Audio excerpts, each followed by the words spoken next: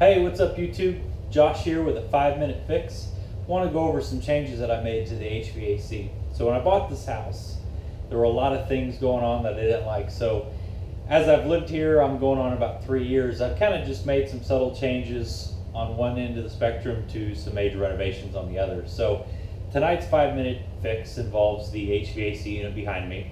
I had a pipe that would come down and all the condensation would collect and drain down the pipe. And the intent was that it was cut off right there at the floor drain and the water would just go down the drain. However, because the floor was not laid properly on the foundation, the water collected around the drain and never went into the drain. So one of the things I did is when I put new carpet in upstairs, I kept some pieces left over so I could carpet the laundry room. However, with the summertime coming and turning on the AC unit in order to bring the house down from 80 degrees, I noticed that water was going to be collecting under the carpet. So tonight's 5-minute fix is what I did to remedy that situation. Now, I'm going to see how this works. If I like it, I'm going to keep it. If I don't, then I may change it around a little bit. But for right now, this is just to kind of see how well that condensation drains through the system without messing up the carpet or the floor. So let's take a look at it. Okay, so what we're looking at is this pipe here carries the condensation down, and then here you can see the fix, which is the hose that goes into the floor drain. So before I had that, I had this elbow that I cut off there on that end, and what that would do is that elbow came off of that, went all the way to the floor, and then shot over. Now when I peel back the carpet, you'll be able to see just kind of where that water was going. So as I pull that back, you can kind of see the rust mark underneath the carpet from where moisture was. So what I did is I bought some 3/8 inch hose.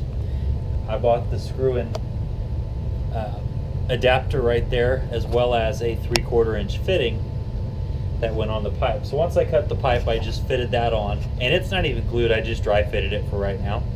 I may take that up higher and then run the PVC hose or the flex hose down so it'll lay flat across the floor. But tonight I was just wanting to see how well this worked. Now, as you can see, there is some evaporation moving through the hose into the floor drain. So once I hooked up the hose, of course I tested it with some water that I had in the cup, because the top of that pipe is open, and you can see that right there.